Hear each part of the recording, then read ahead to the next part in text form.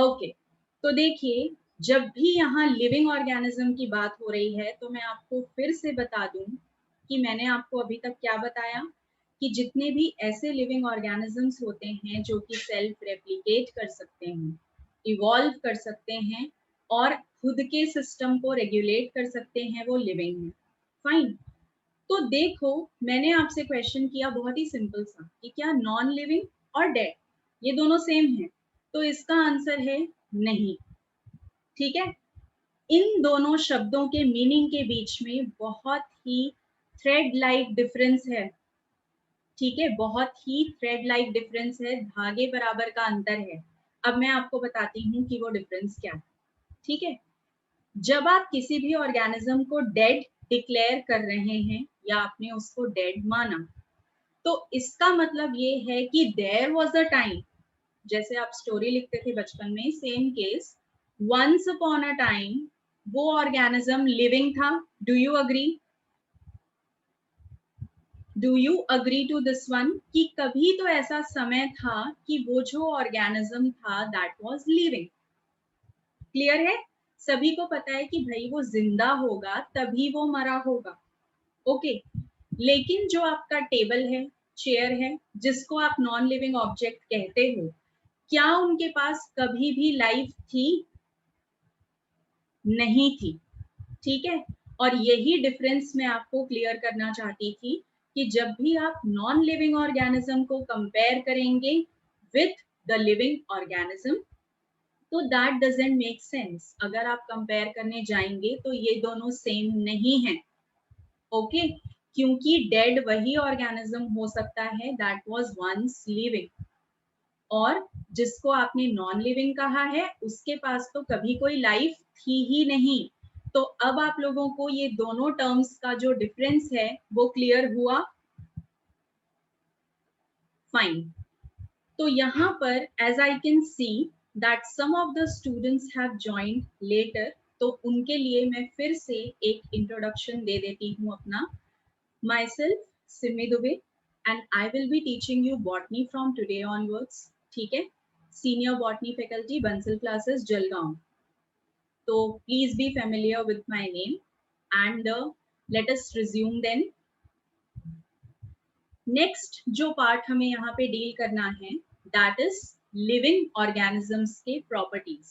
Okay, हम सभी को पता है कि लिविंग ऑर्गेनिज्म ग्रो कर सकते हैं, हम सभी को पता है कि लिविंग ऑर्गेनिज्म रिप्रोड्यूस कर सकते हैं, हमें पता है that they can respire, they can perform digestion, लेकिन आपको इन सारे टर्म्स का मीनिंग भी पता होना चाहिए। तो let us start with the first property that is growth. Alright, तो जब हम ग्रोथ की बात करते हैं तो चलिए पहले आप लोगों के पॉइंट ऑफ व्यू जान लेते हैं। What do you mean bye growth? Growth से आप लोग क्या समझते हैं? What is the meaning of growth? ठीक है, ग्रोथ को अगर हम बायोलॉजिकली डिफाइन करेंगे तो it will be defined as an irreversible process. ठीक है, इसको कहा जाएगा that growth is a type of irreversible process. Now what is going to happen in this irreversible process? तो इसमें होगा इंक्रीजिंग चेंज या फिर you can call ascending changes, ascending changes in the shape, size and volume of the cell. Okay, this can be defined as it is a type of irreversible change। और इस irreversible change में change कहाँ पर हुआ है? change हुआ है shape में, change हुआ है साइज में, change हुआ है सेल के वॉल्यूम में। ये जो चेंज है this is ascending changes. Okay, descending नहीं, क्योंकि अगर कोई भी चेंज डिसेंडिंग होता है उससे अगर सेल का साइज घट रहा है, उसका जो शेप है वो छोटा होता जा रहा है, उसका जो वॉल्यूम है वो कम होता जा रहा है, then that particular change is not going to be defined as growth. ठीक है, ग्रोथ के अंदर हमेशा हम असेंडिंग चेंजेस को ही इंक्लूड करते हैं. ओके, और ये चेंज इरिवर्सिबल क्यों कहा गया है, उसका भी रीजन है. आप अगेन खुद का एग्जाम्पल लेंगे, हम थोड़ा सा रियलिस्टिक एग्जाम्पल्स लेंगे यहाँ पे, ताकि जो कंसेप्ट है वो आपको बिल्कुल क्लियर हो. अगर हम ह्यूमंस की बात करें तो वी वेरी वेल नो कि we started off with the embryo.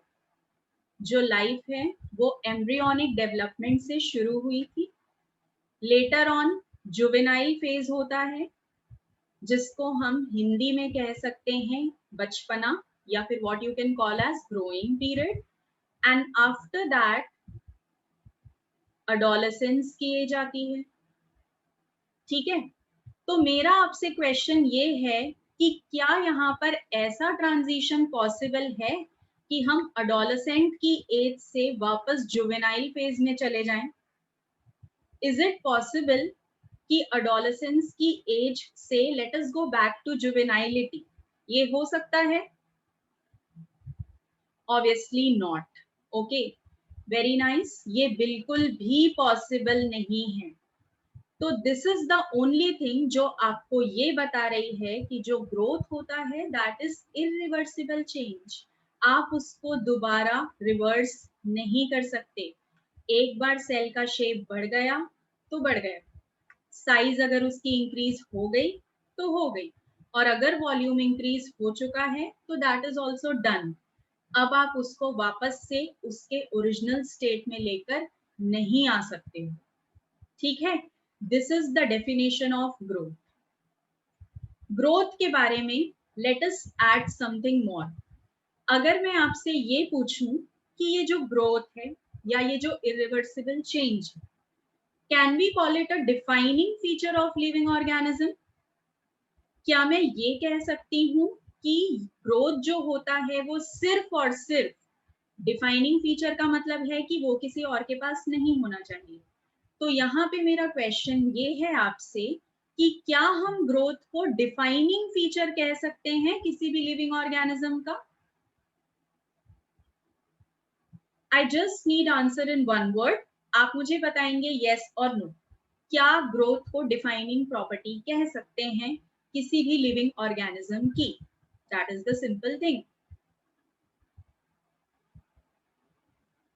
Very good Arbaz and very good Vinay as well. हम इसे डिफाइनिंग प्रॉपर्टी नहीं कह सकते. Now let us have a reason for it. ठीक है, सबसे पहले तो हम ये जान गए कि हम इसको डिफाइनिंग प्रॉपर्टी नहीं कह सकते हैं. तो अब ये भी देख लेते हैं कि इसका रीजन क्या है.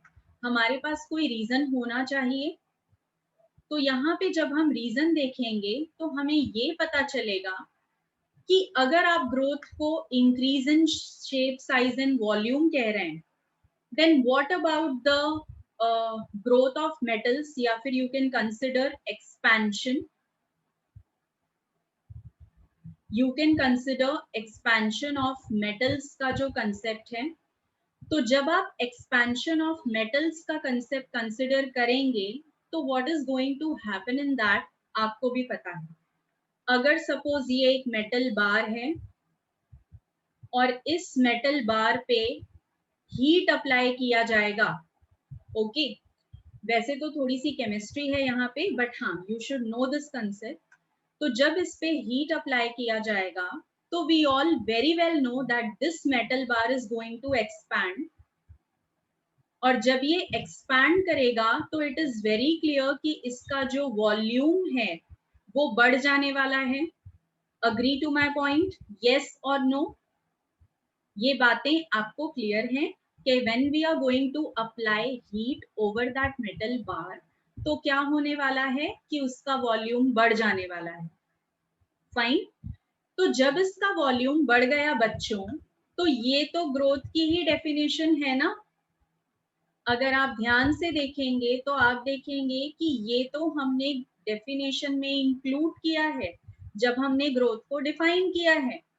ओके, तो what is basically the outcome? यहाँ पे आउटकम ये हुआ कि ये मेटल बार ग्रोथ ले रहा है.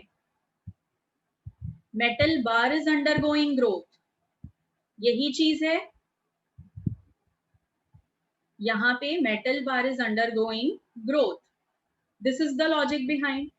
तो जब आपने देखा कि मेटल बार ग्रो कर गया, तो अभी अभी तो हमने कहा था कि ये लिविंग ऑर्गेनिज्म की प्रॉपर्टी है, और हमें बहुत अच्छे से मालूम है कि मेटल तो लिविंग नहीं होगा, नॉट एट ऑल पॉसिबल, ठीक है। तो यहाँ पे हमें कंफ्यूजन हो गया कि जो ग्रोथ है ये लिविंग ऑर्गेनिज्म का फीचर है या फिर ये नॉन लिविंग ऑर्गेनिज्म का फीचर है, कंफ्यूजन आ गया। फाइन।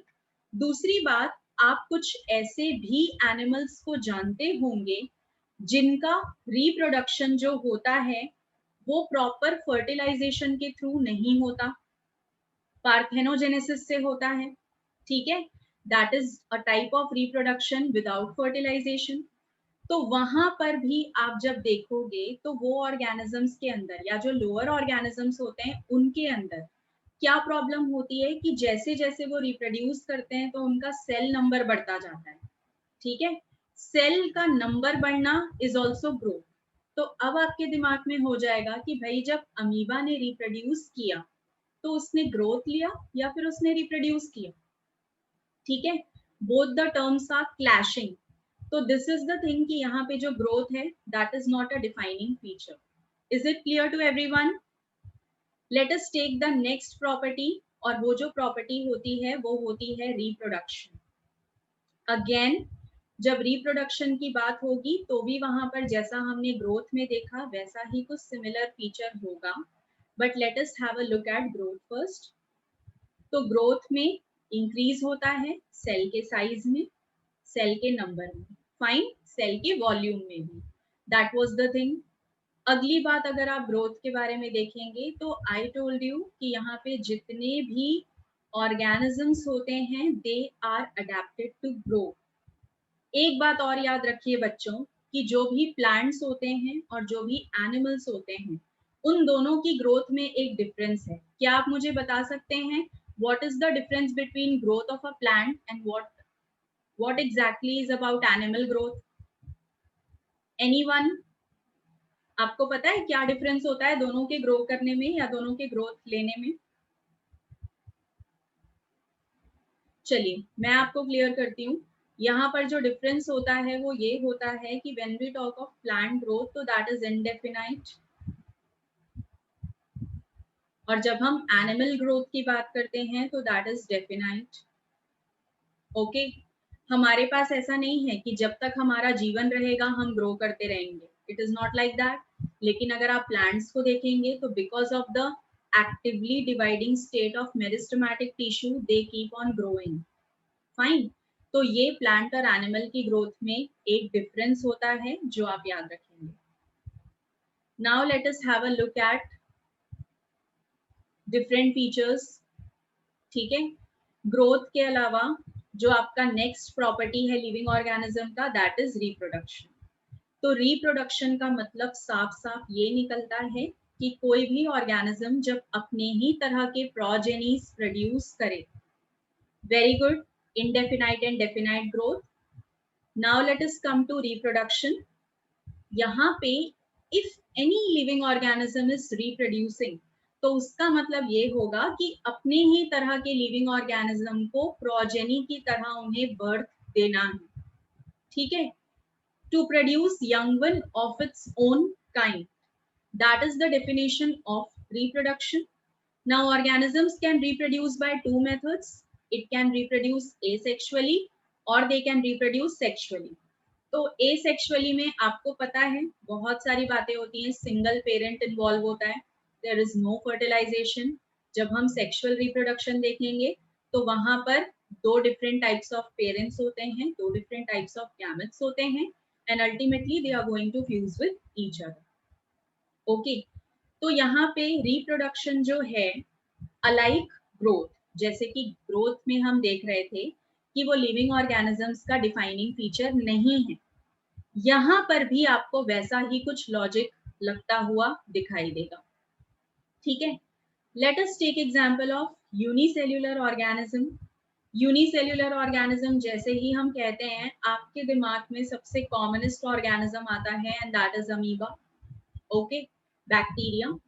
तो जब आप इनका डिवीजन देखेंगे तो आपको पता है कि इनका मोस्ट कॉमन मेथड जो है रिप्रोड्यूस करने का, that is binary fission. Alright, so when we talk of binary fission, what is going to happen? There will be a one parent cell, and this parent cell is ultimately going to divide into two daughter cells. Clear? तो आप मुझे बताइए कि यहाँ पर increase in number of cell हुआ है क्या? जस्ट यस और नो।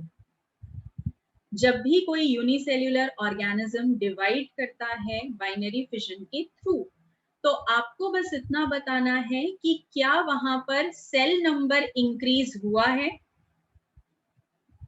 ऑब्वियसली यस, आपका जो जवाब होगा दैट विल बी यस। तो जब यहाँ पर सेल नंबर बढ़ा, तो आप थोड़ा सा अपने दिमाग में पीछे जाइए, ठीक है, चक्री पीछे घुमाइए और आप लोग याद करिए कि यही तो डेफिनेशन थी ग्रोथ की। अभी अभी हमने सीखा था कि ग्रोथ में क्या होता है? Increase in number of cell, increase in shape, size, volume of the cell. तो जब हम ये बात ग्रोथ के लिए कर रहे थे, तो अब हम यही डेफिनेशन यहाँ पर यूनिसेल्युलर ऑर्गेनिज्म के रिप्रोडक्शन में कैसे अप्लाई कर सकते हैं? दोनों टर्म्स एक दूसरे के साथ क्लैश हो गए या नहीं हो गए?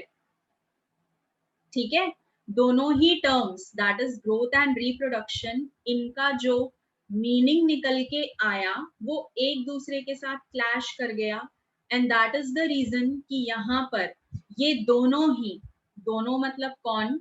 आप ग्रोथ की बात करिए या आप रिप्रोडक्शन की बात करिए, both of this are not considered as defining features of living organism. Okay, ये कंसिडर नहीं किए जाते हैं as defining feature. Fine, now let us move to next property, और यहाँ पे जो अगली प्रॉपर्टी है उनको देखते हैं। तो नेक्स्ट इज मेटाबॉलिज्म।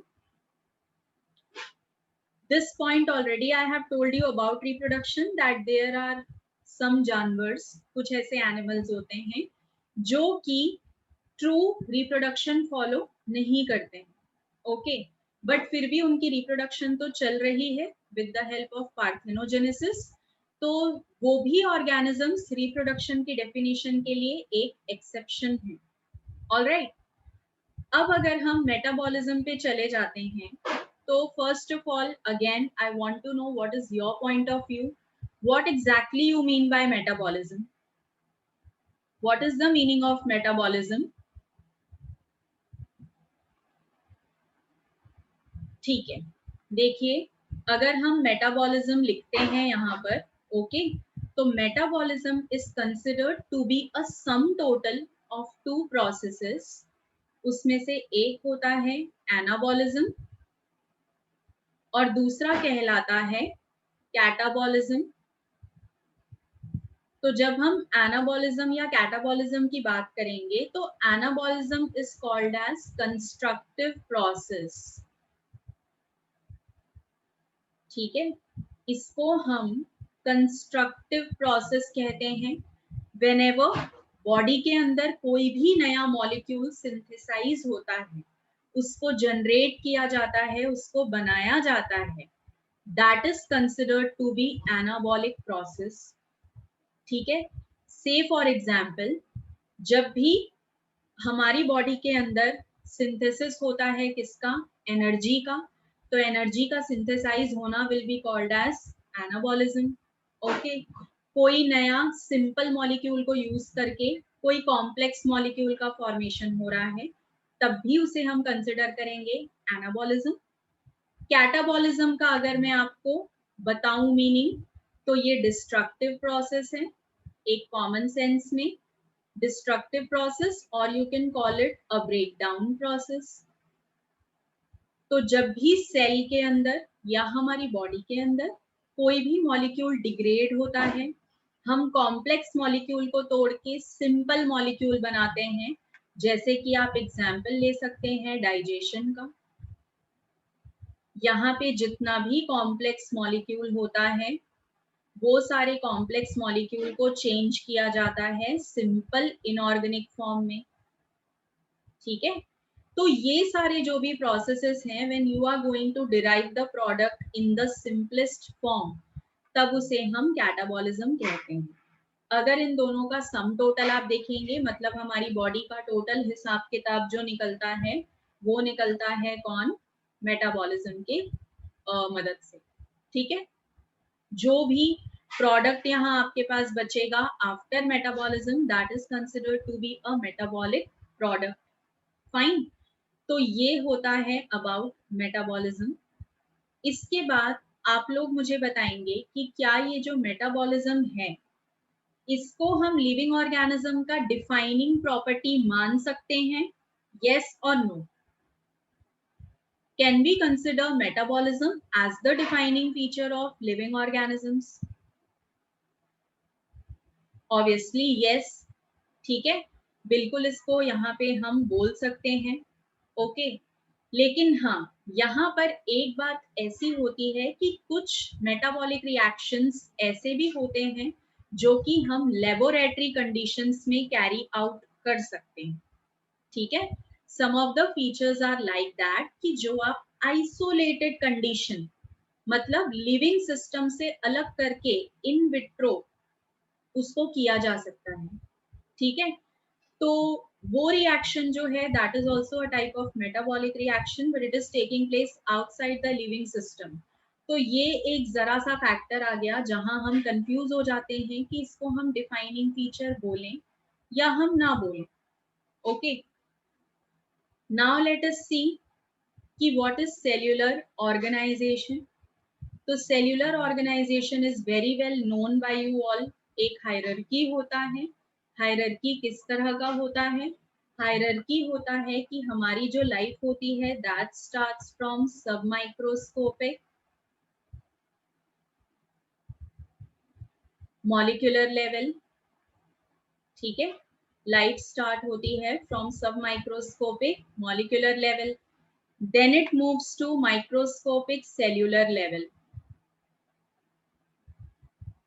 ओके। फिर ये थोड़ा सा बड़े फॉर्म में चले जाती है और ये आ जाती है माइक्रोस्कोपिक सेल्यूलर लेवल पे।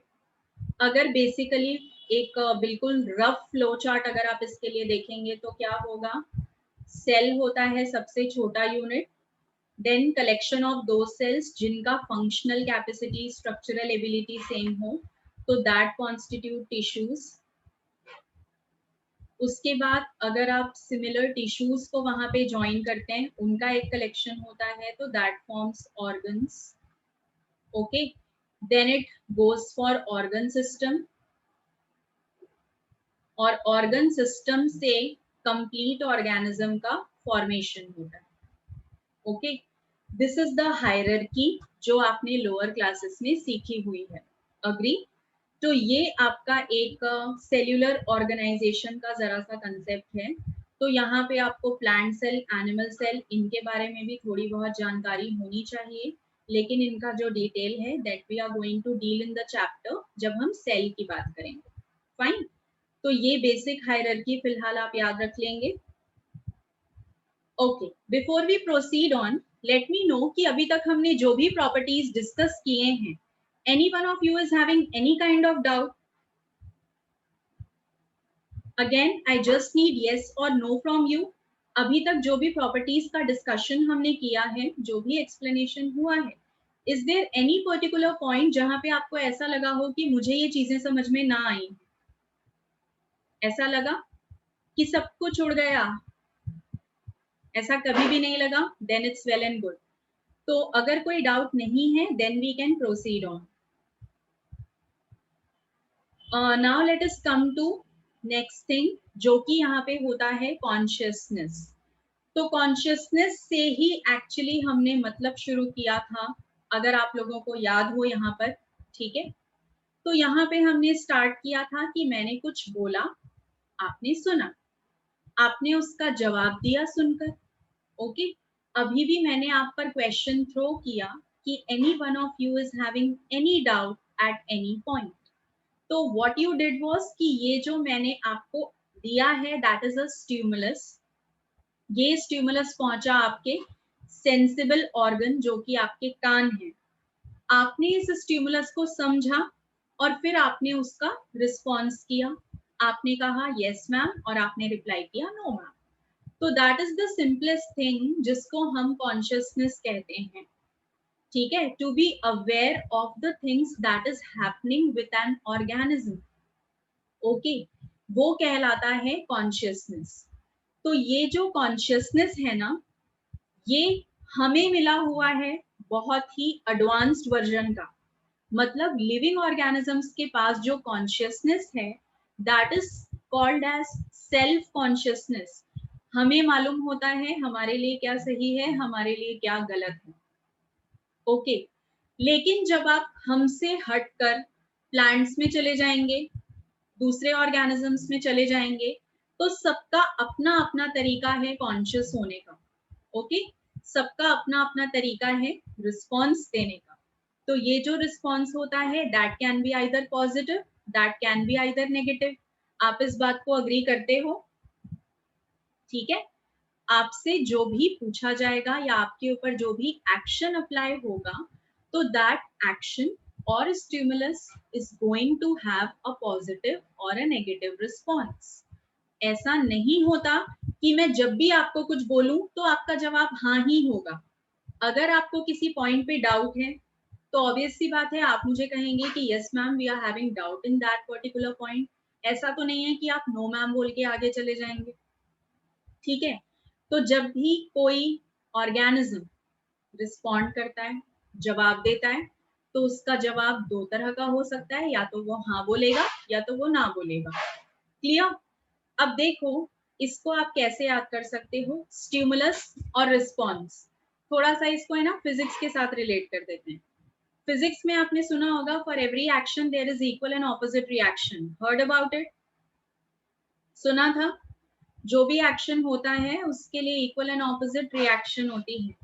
तो यहाँ बायो में भी सेम थिंग है। जब आप स्टिमुलस देंगे तो बिल्कुल उस स्टिमुलस को सेंस करने के बाद उसके इक्विवेलेंट आपको मिलेगा पॉजिटिव या negative response. Do you agree to my point? Okay, I need an reply from every one of you. आप लोग को ये चीजें रिलेट होती हुई समझ में आई कि हमने एक्शन एंड रिएक्शन को कैसे रिलेट किया स्टिमुलस एंड रिस्पॉन्स के साथ? फाइन। तो यहाँ पे जो आपका स्टिमुलस है वो किसी भी फॉर्म में जा सकता है। It can be in the form of light, it can be in the form of temperature, it can be in the form of water, any type of sense. जैसे यहाँ पे आप देख रहे हो सबसे common example that is touch me not. Okay, touch me not का example यहाँ पे आपको दिख रहा है। Okay, tell me the biological name of touch me not. Anyone? I need biological name for touch me not, or you can technically call it as botanical name for touch me not. क्या नाम होता है touch me not का? Okay, I'm giving you some time. Take your time and reply back. Yes, Nishank, very good. लेकिन आपका जो answer है ये आधा है। तो let us complete it. आप लोगों ने इसका नाम सुना होगा माइमोसा पुडिका। ठीक है, माइमोसा पुडिका जो होता है that is touch me not का बायोलॉजिकल नेम। थोड़ा सा इन चीजों पे ना एक्टिव रहिए, कहाँ पे ये क्या नाम इस्तेमाल होता है इनका, क्योंकि इनका आपको यूज हो सकता है जब आप एमसीक्यूज बनाएंगे तब। फाइन। तो यहाँ पे किसी भी ऑर्गेनिज्म की रिस्पॉन्ड करने की एबिलिटी को जज किया जाता है। तो that is basically what is called as consciousness. Clear? फिर हमारे पास क्या होता है कि ये सारी जो प्रॉपर्टीज हैं ये आप समझ चुके। इसके बाद आपको इनको अप्लाई करना जानना है। Okay, this point already I mentioned it to you कि जो ह्यूमंस हैं इनके पास एक खास प्रॉपर्टी है, वो ये है कि हमारे पास सेल्फ कॉन्शियसनेस है। हम खुद का अच्छा और बुरा सोच सकते हैं। ओके, अब चलिए क्वेश्चंस लगा लेते हैं। जो भी प्रॉपर्टीज अभी तक आपने सीखी हैं, late us see the application कि इसको अप्लाई कैसे करेंगे। तो अप्लाई करने के लिए लेट अस सी, आपके सामने जो क्वेश्चन है वो कुछ ऐसा है। आपको बताना है which of the following can't be an inclusive defining characteristic of living organisms? You all are going to answer first and then I'll give you the reply. Fast. आपको ये क्वेश्चन अप्लाई करना है, जो भी बातें आपने अभी तक सीखी, apply all those things in the question and then reply. Exactly, answer will be reproduction. ठीक है, यहाँ पे जो आंसर होगा that will be reproduction. And most of the students have replied. Glad to know that. Very nice. सारे लोग ही attentive हैं, तो इसका जो आंसर होगा दैट विल बी रिप्रोडक्शन. हमने सीखा था सबसे पहले. Let us move to next question then. यहाँ पे आपको ये बताना है कि सारे ही लिविंग ऑर्गेनिजम्स क्या शो करते हैं. इनडायरेक्टली आपसे यही पूछा जा रहा है कि सारे लिविंग ऑर्गेनिजम्स का डिफाइनिंग प्रॉपर्टी क्या है. Fourth option. Very good Nishank. यहाँ पे जो इनका डिफाइनिंग प्रॉपर्टी होगा that will be consciousness. Very good Areeba, आप सभी ने बिल्कुल करेक्ट अप्लाई किया है कंसेप्ट. तो answer will be consciousness. Now let us have the next question.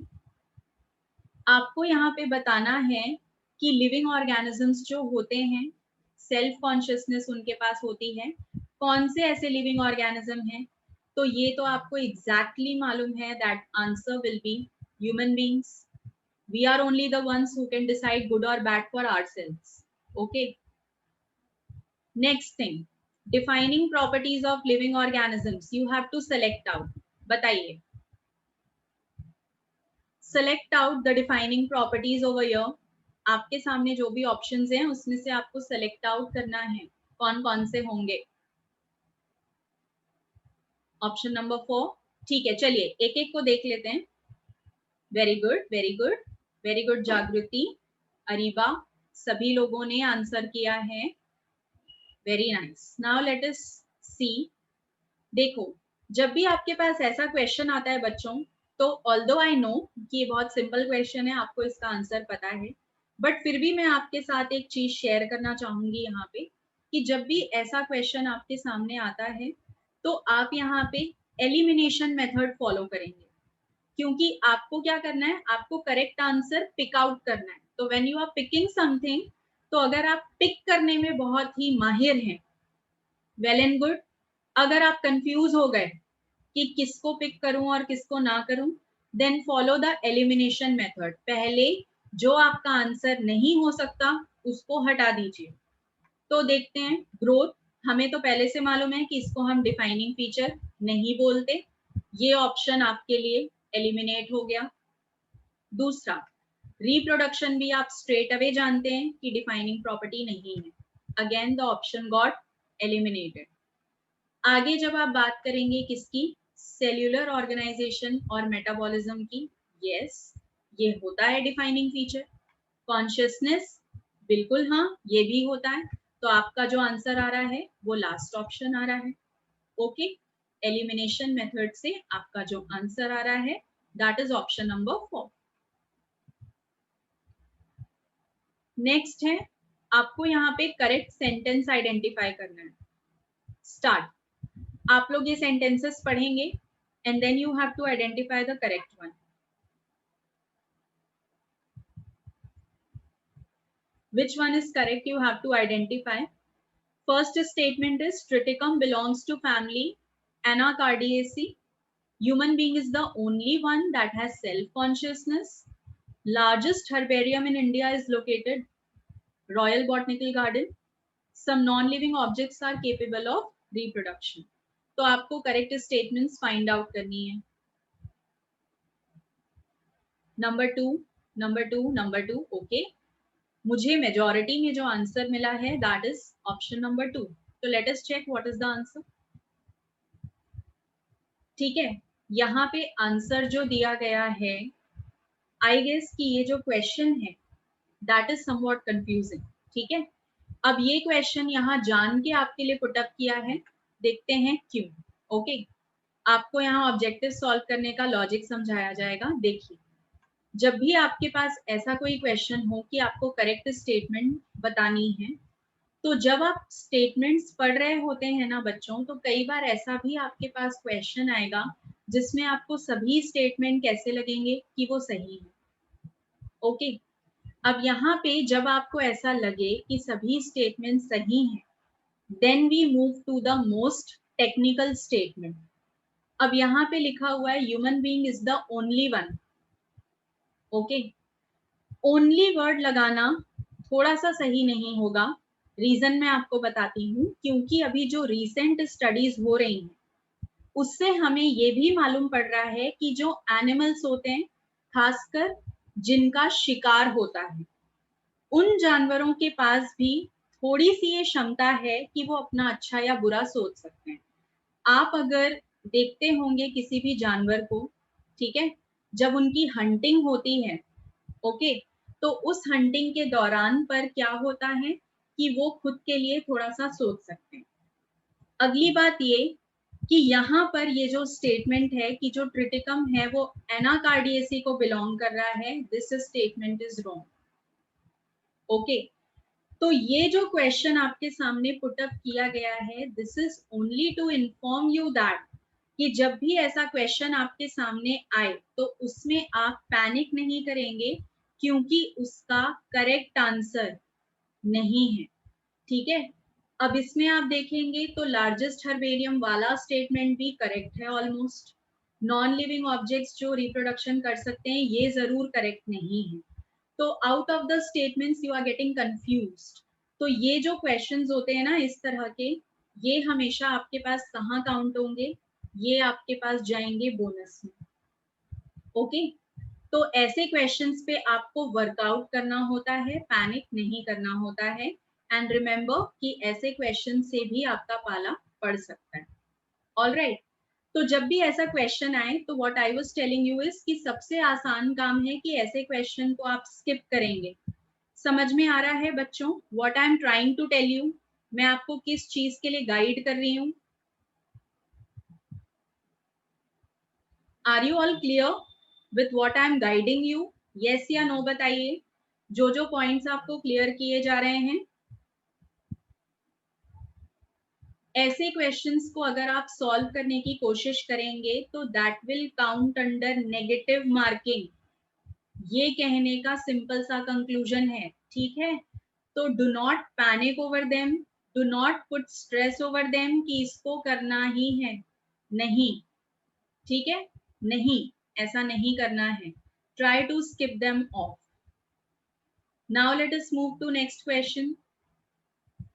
जब यहाँ पे अगला क्वेश्चन आप देखेंगे तो अगेन आपके सामने कुछ स्टेटमेंट्स हैं और आपको वहां पे सेलेक्ट करना है कौन सा स्टेटमेंट, करेक्ट वन आपको सेलेक्ट करना है। तो जब आप यहाँ पे करेक्ट वन सेलेक्ट करेंगे तो पहले तो स्टेटमेंट्स पढ़ते जाइए क्या क्या है आपके सामने। यहाँ पे स्टेटमेंट्स हैं, पहला, increase in mass and increase in number are twin characters of growth. Metabolic reactions can be demonstrated outside the body, correct. Response to stimuli is a defining property, correct. Classification, the last one is only classification. तो मुझे ये बताइए कि कौन कौन से statement यहाँ पर करेक्ट होंगे, आपको बताना है। How many statements are correct over here? अच्छे से पढ़िए और बताइए 1 2 3 4 कौन कौन सी चीजें यहाँ पे करेक्ट लिखी गई हैं। Option number 4, that is 1 2 and 3। Okay, चलिए देख लेते हैं। एग्जैक्टली यहाँ पे जो लास्ट ऑप्शन है वो करेक्ट है, क्योंकि जो भी स्टेटमेंट अभी मैंने आपके लिए रीड आउट किए या आपने यहाँ पे पढ़े वो सारे के सारे बिल्कुल सही हैं। All of them are correct, fine.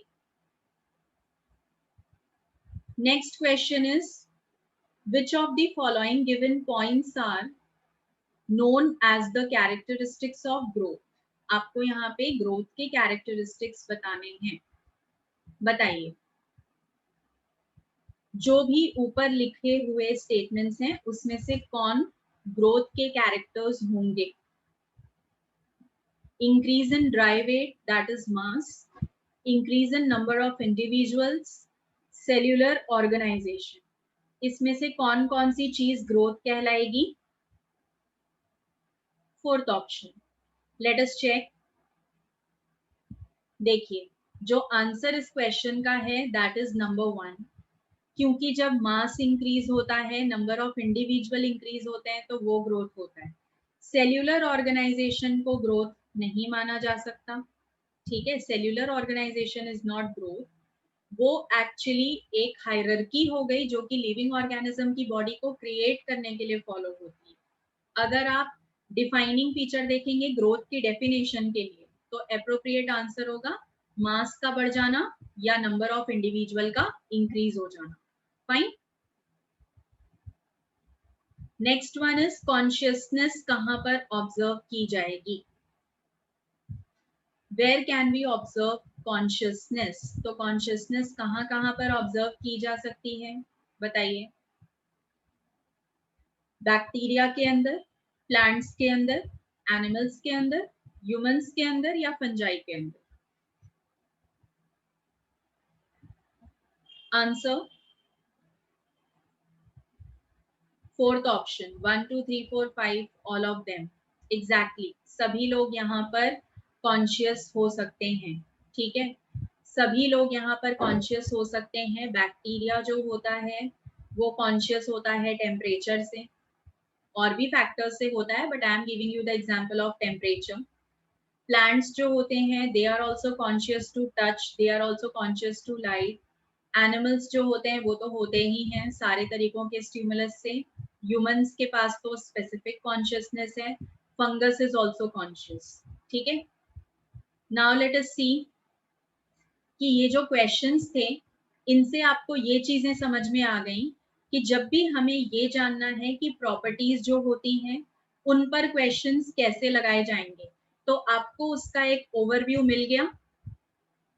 Are you all clear with the overview कि जब भी हमें प्रॉपर्टीज पे एमसीक्यू सॉल्व करने हैं then how we are going to apply the concept? Fine. So the next part of this very chapter is diversity in the living world. तो यहाँ पे डाइवर्सिटी का मतलब आप बहुत अच्छे से जानते हैं बच्चों कि जब भी हम बात करते हैं लिविंग ऑर्गेनिजम्स में अलग अलग तरह की वैरायटी प्रेजेंट होने की, तो that is collectively termed as biodiversity. Bio मतलब लिविंग, डाइवर्सिटी मतलब भिन्नता, वेरिएशंस, जो हर एक ऑर्गेनिज्म का दूसरे के साथ होता है, ठीक है। तो यहाँ जब हम डाइवर्सिटी की बात करते हैं तो this is only a data that you have to keep in mind कि अभी तक जो स्पीशीज डिस्क्राइब किए गए हैं उनका नंबर है 1.7 टू 1.8 मिलियन, और अभी भी बहुत सारे ऐसे स्पीशीज हैं जिनके बारे में हम कुछ नहीं जानते। Have you heard of Amazon forest? सभी जानते होंगे, बहुत ही फेमस जगह है वो। तो वो जो अमेजोन फॉरेस्ट है ना, उसका जितना एरिया है आप समझिए कि हम उसका केवल सुपरफिशियल बाउंड्री के स्पीशीज के बारे में जानते हैं। हम अमेजोन फॉरेस्ट के डेप्थ तक नहीं जा पा रहे हैं क्योंकि पहली बात कि वहां सनलाइट की पेनिट्रेशन बहुत कम है, और अगर हम वहां पहुंचेंगे तो हमें इतने सारे प्लांट्स और एनिमल्स मिलेंगे जिनके बारे में अभी तक हम कुछ नहीं जानते हैं। ओके, तो जो हम जानते हैं that is only 1.7 to 1.8 million. Next thing is about taxonomy, which holds a very important place in biology. यहाँ पे taxonomy का मतलब है कि जब भी हम किसी ऑर्गेनिज्म को आइडेंटिफाई करते हैं, उसको पहचानते हैं, फिर हम उसको क्लासिफाई करते हैं कि भाई ये प्लांट है या एनिमल है, उसको एक ग्रुप में प्लेस कर देते हैं और फिर उसका एक नाम रख देते हैं, दैट इज बेसिकली नॉमेनक्लेचर। तो आपका ऑर्गेनिज्म को पहचानना, उसको एक कैटेगरी प्रोवाइड करना और उसको एक नाम देना, ये तीनों ही चीजें इंक्लूड हो जाती हैं अंडर टैक्सोनॉमी और अंडर सिस्टमैटिक्स। Got it? ठीक है। तो वैसे ही यहाँ पे जब सिस्टमैटिक्स कहा जाएगा तो सिस्टमैटिक्स में इवोल्यूशनरी रिलेशन भी इंक्लूडेड होता है। Now what exactly is evolutionary relation, let me tell you. जैसे कि अगर आपसे ये पूछा जाए, ये तो इवोल्यूशन आप इतना जानते ही होंगे, तो आपने जब इवोल्यूशन पढ़ा होगा तो आपने सीखा होगा कि सबसे पहले धरती पर बैक्टीरिया आया था, याद है या नहीं याद है? आप लोगों ने ये पढ़ा है कि सबसे पहले धरती पर बैक्टीरिया आया है, then the life proceeded on to aquatic habitat, और उसके बाद माइग्रेशन हुआ है टुवर्ड्स टेरेस्ट्रियल एरिया। क्लियर? तो ये जो चीज है ना कि हमने अपना ओरिजिन ट्रेस किया फ्रॉम द एंसेस्टर, पूर्वजों से लेकर अभी तक जो प्रेजेंट ऑर्गेनिज्म है वहां तक हम आ गए, हमने उनके बीच में रिलेशन ट्रेस किया, what are the similarities, what are the differences, and that came out to be known as systematic arrangement या सिस्टमैटिक्स। ठीक है, तो यहाँ पे सिस्टमैटिक्स को ट्रेस किया जाता है, हम इवोल्यूशनरी हिस्ट्री ट्रेस करते हैं। अब सिस्टमा नेचुरीज द बुक जो कि लिनियस ने लिखी थी, जो कि बेस्ड है टैक्सोनॉमी और सिस्टमैटिक्स के ऊपर। फाइन, तो इस बुक का नाम आपको याद रखना है। Now let us have a look eight basic processes of taxonomy. तो बेसिक प्रोसेसेस ऑफ टैक्सोनॉमीज में सबसे पहला होता है कैरेक्टराइजेशन, और मैं आपके लिए कुछ और भी यहाँ पे ऐड करूंगी। कैरेक्टराइजेशन से भी पहले इंपॉर्टेंट होता है ऑब्जर्वेशन। कितने लोग इस बात को मानते हैं या मेरे साथ अग्री करते हैं कि कैरेक्टराइजेशन से पहले हमें ऑब्जर्वेशन करनी होती है? यस और नो? आप किसी भी लिविंग ऑर्गेनिज्म का कैरेक्टर जब बताएंगे तो बताने से पहले आप ऑब्जर्व करेंगे ना, आप देखेंगे, आप उसको एनालाइज करेंगे कि हाँ ये चीजें मुझे इसके अंदर दिख रही हैं, तभी आप पहुंच पाएंगे कैरेक्टराइजेशन तक। Alright, so the most technical thing is कि पहले ऑब्जर्वेशन तो शुरू करिए, ऑर्गेनिज्म को देखना शुरू करिए, और फिर आप पहुंचेंगे कैरेक्टराइजेशन तक। तो जब आप कैरेक्टराइजेशन तक पहुंच गए तो हमें समझ में आया, हाँ जैसे ये एग्जांपल देखिए, this human being is observing the turtle, और इन्हें समझ में आ रहा है कि हाँ turtle has a hard shell over it, turtle is adapted for living in water as well as on land. ठीक है, ये सब कुछ चीजें ये देख रहे हैं, ऑब्जर्वेशन के बाद इन्हें समझ में आ रही है। When we have done characterization, तो फिर हम उसको आइडेंटिफाई कर लेंगे कि ये पर्टिकुलर ऑर्गेनिज्म ये है। क्लासिफिकेशन उसके बाद होगा, और फिर होगा नॉमेनक्लेचर। तो let us take them one by one कि कैसे चीजें प्रोसीड होंगी। आफ्टर कैरेक्टराइजेशन गोज, कैरेक्टराइजेशन में आपने उसके सारे कैरेक्टर्स को समझ लिया, अंडरस्टैंड कर लिया। Then goes identification. तो while identifying the organism, हमें उसका करेक्ट डिस्क्रिप्शन देना होता है। ठीक है, हमें एग्जैक्टली वो चीजें बतानी होती हैं या मेंशन करनी होती हैं जो भी उस ऑर्गेनिज्म के ऊपर हमें दिखाई दी थी। ओके, देन गोस क्लासिफिकेशन। अब जब हम जान गए कि ये ऑर्गेनिज्म है, इसको हमने एनालाइज किया, तो these are the characters, these are the identifications. अब हम उसको किसी भी ग्रुप में रखने के लिए तैयार हैं। तो जब हम उसको किसी भी कैटेगरी में प्लेस कर देते हैं, तब उसे हम कौन सा कंसेप्ट कहते हैं? क्लासिफाई करने का कंसेप्ट।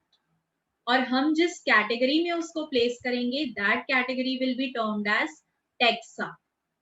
ठीक है, या फिर टेक्सॉन। फाइन, इतना तो समझते हैं सभी लोग? Anyone is having any problem till here? Any problem to anyone? Then you can ask. No. Let us proceed then. तो ये आपको याद रखना है। Then we ultimately move to nomenclature. अब उसका नाम रख देते हैं। तो जब भी नाम रखने का कंसेप्ट आता है तो तुरंत आपके दिमाग में आता है biological nomenclature, that was proposed by Carolus Linnaeus. ठीक है, तो यहाँ पे कैरोलस लीनियस ने जो नॉमेनक्लेचर का सिस्टम प्रपोज किया था, दैट वाज बाइनोमियल। आपने मोनोमियल और ट्राइनोमियल नॉमेनक्लेचर के बारे में सुना है? Have you heard of monomial nomenclature and trinomial nomenclature? Have you heard about it? Yes or no? Monomial system, trinomial system, ये सुना है? नो, नहीं सुना है तो अब सुन लीजिए। बायनोमियल सिस्टम के अलावा वहां पर मोनोमियल सिस्टम भी प्रपोज किया गया था, ट्राइनोमियल सिस्टम भी प्रपोज किया गया था। मोनोमियल मतलब किसी भी ऑर्गेनिज्म का नाम एक वर्ड का होगा, ट्राइनोमियल का मतलब 3 वर्ड्स होंगे उसके नाम में। लेकिन ये दोनों ही सिस्टम एक्सेप्टेबल नहीं था, बहुत सारी प्रॉब्लम्स थी। तो जो मोस्ट एक्सेप्टेड है that is the binomial nomenclature. अब इसमें आपको कुछ रूल्स याद करने होते हैं। अगर मैं आपको वो रूल्स का एक छोटा सा तुरंत से रिव्यू दे दूं कि वो क्या क्या रूल्स होते हैं, तो let us see the rules.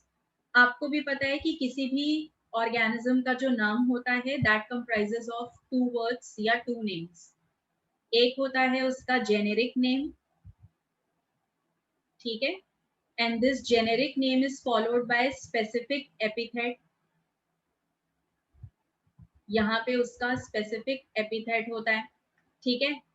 Then जब आप जेनेरिक नेम लिखते हैं तो it starts with block letter, capital letter से इसकी शुरुआत होती है, ओके। और जब आप स्पेसिफिक एपिथेट लिखेंगे तो उसका जो स्टार्ट होता है नाम वो स्मॉल लेटर से शुरू होता है, ओके। इसके अलावा अगर आप नाम को प्रिंट फॉर्म में लिख रहे हैं then you have to follow the font of italic. अगर आप इटैलिक फॉन्ट फॉलो नहीं कर पा रहे हैं, आप हैंड रिटन लिख रहे हैं, then you have to underline both of them individually, underline both the halves of the name individually, okay. ये सबसे ज्यादा इंपॉर्टेंट रूल्स होते हैं। इन रूल्स के अलावा और भी है कि जैसे आपने किसी स्पीशीज का नाम लिखा है, किसी ऑर्गेनिज्म का नाम लिखा है, तो आप वहां ब्रैकेट में साइंटिस्ट के इनिशियल्स भी लिख सकते हो। सपोज लीनियस ने नाम दिया है तो you can write Linn over there. ये भी कुछ रूल्स होते हैं, बट सबसे इंपॉर्टेंट यही रूल्स होते हैं जो इस वक्त आपके सामने है। तो देख लेते हैं इनका एप्लीकेशन, ठीक है। तो जब आप ये सब देखेंगे तो आपको समझ में आएगा कि जब भी आप देख रहे हैं तो यहाँ पे नाम जब आप देखोगे, let us move to the previous slide. ये यहाँ पे देखिए मैंजीफेरा इंडिका जो लिखा हुआ है this is the generic name, तो ये ब्लॉक में स्टार्ट हुआ है। This is the specific epithet जो कि स्मॉल से स्टार्ट हुआ है। सिंस इसका फॉन्ट इटैलिक है तो हमने इसको अंडरलाइन नहीं किया है। अगर आप अपनी नोटबुक में लिख रहे हैं तो it becomes important to underline the name, ठीक है। तो ऐसे ही आपको यहाँ पर नाम याद करने होते हैं ऑर्गेनिजम्स के, और लिखना होता है बायोनोमियल नॉमेनक्लेचर के रूल को फॉलो करके। नेक्स्ट थिंग इज कि जब भी हम बॉटनिकल या जूलॉजिकल नेम की बात करें तो याद रखिए कि बॉटनिकल नेम जो है that is decided by International Code of Botanical Nomenclature, और ये प्लांट्स के लिए वैलिड होगा क्योंकि बॉटनी इज द ब्रांच जहां पर प्लांट्स की बात होती है। जूलॉजिकल नेम है तो वो डिसाइड करेगी international code for zoological nomenclature, and this will be with respect to animals, उनके लिए बात होगी। अगर यहाँ पर बॉटनिकल नेम और जूलॉजिकल नेम दोनों को साथ में आप कहना चाहते हैं, कोई कलेक्टिव टर्म देना चाहते हैं, तो जो टर्म यहाँ पे यूज किया जाता है that is biological name, okay. Collectively आपको अगर टर्म याद नहीं आ रहा है तो आप यूज कर सकते हैं बायोलॉजिकल नेम, क्योंकि बायोलॉजी में दोनों ही ब्रांचेस इंक्लूडेड होती हैं, वेदर इट बी बॉटनी और zoology. Clear? Then let us have a look at rules जो मैं आपको ऑलरेडी बता चुकी हूँ, वो आपके लिए यहाँ पर रिटन फॉर्म में भी हैं, आप उनको चेक कर सकते हो। अब यहाँ पे क्वेश्चन अप्लाई करते हैं straight away.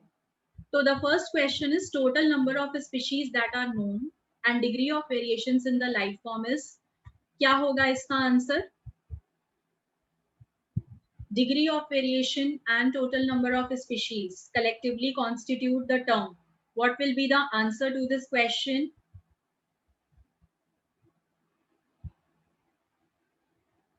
Very good, very good. यहाँ पे जो आपका आंसर होगा that will be biodiversity. Fine, let us apply next question. Systema Naturae was written by, अभी अभी आपको ये बुक का picture along with the scientist name it was in front of you. तो सिस्टमा नेचुरी किसने लिखा था? वेरी नाइस, इसका जो आंसर है दैट इज लीनियस। लीनियस ने लिखा था।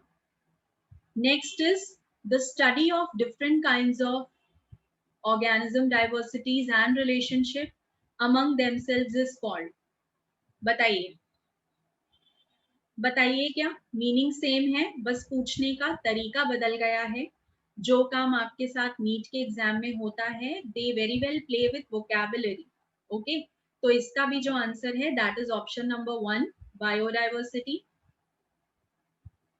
Late us move to next question. Basic components of taxonomy आपको डिसाइड करने हैं, तो चलिए बताइए कौन सा आंसर होगा। You have to decide basic components of taxonomy. 1, 2, 3, 4 सारे होंगे, 1, 2 and 3 होंगे, कौन से होंगे? Option number 1, let us check. Very good. We very well know कि यहाँ पे हमें पहले ऑर्गेनिज्म को कैरेक्टराइज करना होता है, फिर उसको आइडेंटिफाई करना होता है, then we classify and then is the nomenclature. Very nice. तो सारे ही basic components हैं.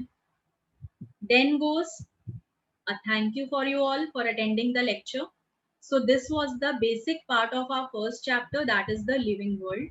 जब आप लोग next class में आएंगे तो we will talk about herbarium. We'll talk about some of the important taxonomical aids जिसमें herbarium is one of them. Then we are going to have a look at the botanical garden की क्या होती है, ये सारे कुछ ऐसे terminologies होंगे जिनके बारे में हम जानेंगे। Fine, so that all will be the topic of next lecture.